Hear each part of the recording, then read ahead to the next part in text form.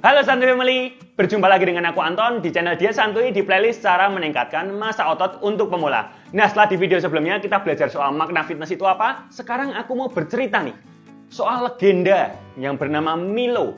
Dia ini adalah legenda dari Yunani yang sering kali dipakai orang untuk menjelaskan prinsip meningkatkan massa otot itu seperti apa, alias prinsip progressive overload. Nah, supaya tidak menunggu lama, kamu langsung dengar aja cerita soal si Milo ini. Kali ini aku mau bercerita soal legenda Milo of Croton atau Milo dari Croton. Milo ini adalah seorang pegulat zaman dulu kala yang berasal dari kota kuno bernama Croton. Dia terkenal akan kekuatannya dan sudah memenangkan banyak kejuaraan. Milo ini memiliki sebuah cerita menarik bagaimana ia bisa menjadi tumbuh sangat kuat hingga sulit untuk dikalahkan. Legenda mengatakan jika saat Milo masih muda, dia dihadiahi oleh orang tuanya seekor anak lembu yang masih kecil. Nah, Milo ini rajin untuk mengangkat si anak lembu itu, menggendong anak lembu tersebut di pundaknya dan membawanya berjalan-jalan. Setiap hari Milo melakukan hal serupa, dan tanpa disadari, anak lembu tersebut tentunya juga bertumbuh dari waktu ke waktu, menjadi lembu yang lebih berumur, ukurannya pun juga membesar, dan otomatis tentunya juga makin berat. Dan Milo masih tetap rajin mengangkat si lembu, menggendong lembu tersebut di pundaknya dan membawanya berjalan-jalan. Hingga akhirnya Milo rajin melakukan rutinitasnya tersebut hingga 4 tahun. Dan lembu yang digendongnya dari kecil tersebut sekarang sudah menjadi lembu yang dewasa, bertanduk dan juga berat. Dan secara tak disadari juga, badan Milo yang dulu saat muda masih kecil sudah berubah menjadi lebih kuat dan kekar. Karena tentunya dia rajin mengangkat lembu yang lama-kelamaan lembunya makin besar dan juga makin berat. Nah, cerita si Milo ini sering digunakan di kalangan orang fitness sebagai ilustrasi mengenai suatu konsep bernama progressive overload. Progressive overload ini adalah suatu konsep di mana supaya seseorang bisa menambah massa otot dan juga bertambah kuat, kita perlu meningkatkan tingkat kesulitan ketika kita sedang berlatih. Seperti Milo tadi, yang tanpa disadari, anak lembu yang diangkatnya makin lama makin berat dan menjadi lembu dewasa. Milo pun berubah menjadi bertambah kuat seiring karena lembunya juga bertambah berat. Simpelnya, otot di badan kamu itu hanya akan merasa perlu sebesar dan sekuat dia diperlukan. Jadi kalau kamu beri tekanan lebih kepada ototmu, tentunya ototmu akan berkembang lebih kuat dan juga lebih besar. Misal nih, ada kisah Jessica, pegawai kantoran, yang setiap hari kerjanya hanya duduk, lalu di rumah rebahan, besok ke kantor lagi duduk, lalu pulang ke rumah rebahan. Apa yang terjadi pada otot pantat Jessica? Yes, otot pantat Jessica ya tepos-tepos saja, karena nggak pernah dipakai untuk melakukan pekerjaan yang berat. Orang setiap hari cuma duduk di kantor, terus habis itu rebahan, duduk lagi, rebahan lagi. Ototnya hampir nggak pernah dipakai nih. Jadi ya tubuh nggak merasa perlu memiliki otot pantat yang besar. Makanya nggak heran mayoritas orang itu kan seperti Jessica, duduk rebahan. Jadi mayoritas orang otot pantatnya ya tepos-tepos karena nggak pernah dipakai. Terus pada suatu hari kebetulan nih Jessica nonton channel Diet Santuy dan tertarik sama yang namanya angkat beban. Jessica pun mulai latihan, di mana di dalamnya ada gerakan-gerakan yang berupa squat dan deadlift. Dia mulai nih rutin workout di rumah karena bisanya memang di rumah sementara. Pakai peralatan seadanya. Squatnya bodyweight dulu pakai berat badan sendiri. Deadliftnya juga pakai tas diisi beban kayak gitu. Pokoknya diakalin lah sama dia, yang penting bisa latihan di rumah. Otot pantatnya pun mencak-mencak nih. Kenapa tiba-tiba jadi harus menanggung beban yang berat? Kan biasanya cuma duduk dan rebahan doang. Hasil setelah latihan, cukup nutrisi, cukup istirahat, tubuh mau nggak mau membuat otot pantat Jessica harus makin kuat. Size-nya pun membesar dan kekuatannya pun juga naik. Suatu hari lagi nih, Jessica lama-lama memutuskan untuk join gym karena dia tertarik nih sama lingkungan gym. Dan di sana ia bertemu sama barbel dan pelat beban yang berat-berat. Dan Jessica memutuskan pakai personal trainer lalu diajarkan konsep-konsep untuk hypertrophy dan juga meningkatkan strength yang lebih detail. Setelah paham konsepnya, Jessica pun mulai mantap untuk melakukan progres tambahan. Dia mengangkat beban lebih berat dari waktu ke waktu. Sebelumnya squat cuma bodyweight, sekarang squat berani pakai barbel. Pelan-pelan nih, dari 20 kilo dulu, 30 kilo, 40 kilo, sekarang sudah bisa 50 kilo squatnya. Deadliftnya pun juga kayak gitu. Sekarang sudah bisa menggunakan beban hingga 80 kg. Pantatnya tentunya mencak-mencak lagi sepanjang jalan ya.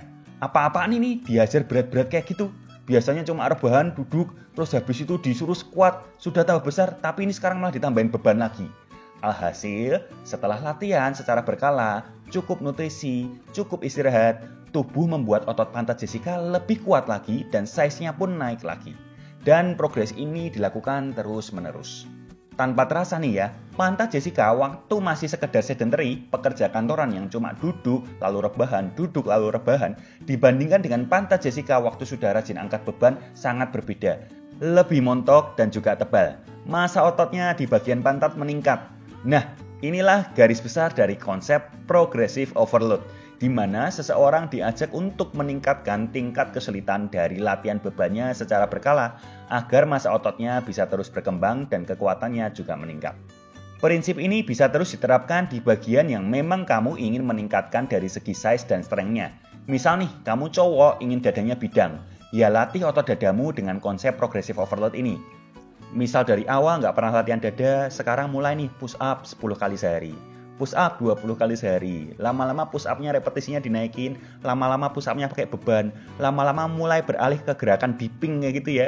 Lama-lama dipping-nya bisa menggunakan beban dan seterusnya. Sekali lagi berprogres meningkatkan tingkat kesulitan gerakan secara berkala. Sebenarnya kalau kamu lihat di sini kata kuncinya soal progressive overload itu ada dua. Meningkatkan tingkat kesulitan dan juga secara berkala. Yang aku maksud meningkatkan tingkat kesulitan itu apa sih? Dan secara berkala itu apa sih? Bagaimana sih cara meningkatkan tingkat kesulitan? Apakah harus terus menambah beban? Kalau di rumah cuma ada dumbbell 2 kiloan, terus gimana dong meningkatkan bebannya? Terus tiap minggu harus bertambah terus ya? Harus dinaikin beban terus ya? Kan katanya secara berkala. Dimaksud secara berkala itu gimana sih? Gimana? Cerita si Milo tadi cukup menarik nggak? Sebenarnya kalau kamu baca-baca ceritanya itu menurutku pribadi sih sedikit hoax kayak gitu ya. Karena apa? Memang banyak hal-hal aneh di dalamnya yang menurutku sedikit lebay.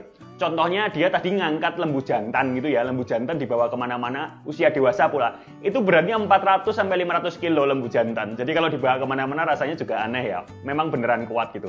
Terus kalau kamu baca-baca ceritanya juga, katanya dia sehari makan 9 kilo roti, 9 kilo daging, dan juga 10 liter wine. Bayangkan, ada nggak orang yang bisa makan seperti itu? Nggak tahu juga kalau orang zaman dulu memang makannya kayak gitu juga. Terus selain itu katanya dia matinya itu dimakan serigala. Karena waktu ke hutan, dia lihat pohon yang sudah terbelah, ada ganjelannya kayak gitu. Terus dia coba, itu pohonnya benar-benar dibuka kayak gitu. Dan ganjelannya lepas, tangannya kejepit, dia nggak bisa keluar, dimakan serigala. Jadi menurutku pribadi ya, cerita Milo ini banyak lebaynya sih ya. Tapi paling nggak kamu jadi nangkep sebenarnya yang dimaksud cerita Milo ini adalah progresinya. Dia dari kecil bisa mengangkat beban yang kecil, terus lama-lama jadi kuat kayak gitu karena dia yang mengangkat bebannya itu lebih berat lagi lama-kelamaan. Tapi tentunya progressive overload itu nggak cuma meningkatkan beban doang. Ada banyak cara untuk mencapai progressive overload. Nah, cara-cara itu akan aku sampaikan di video selanjutnya, jadi stay tune terus di channel ini. Dan sebelumnya aku juga mau minta maaf, karena susunan video di playlist ini jadi sedikit tidak beraturan. Harusnya setelah aku menerangkan soal nutrisi, aku menerangkan soal mindset angkat beban, setelah itu aku menerangkan soal teknik dan gerakannya dulu, baru prinsip-prinsipnya. Nah, video progressive overload ini termasuk yang prinsip-prinsip ini, tapi aku majuin dulu nanti yang teknik sama gerakannya agak belakangan. Karena jujur aja belakangan ini di dunia offline kesibukannya lagi agak padat kayak gitu ya. Aku lagi pindahan rumah dan lagi ada beberapa kerjaan juga. Jadi mohon maaf, jadi kalau kamu lagi cari-cari gerakannya, nanti better kamu lihat yang di video kanan atas ini dulu, karena dulu sebenarnya sudah aku pernah buatkan yang paling basic yang bisa dilakukan oleh pemula, karena gampang banget kayak gitu ya progresinya ya. Kamu bisa lihat juga di video itu. Jadi kalau kamu masih mau ngikutin nanti progressive overload caranya gimana, jangan lupa subscribe, serta pencet bel notifikasinya supaya kamu dapat kabar kalau aku sudah upload video terbaru. Like jika video ini berguna, dan tinggalkan pertanyaan di bawah kalau ada pertanyaan juga. Kita berjumpa lagi di video selanjutnya. Dan juga di playlist ini kita akan bahas soal muscular hypertrophy, muscular... Why are we still here? Just to suffer? Muscular.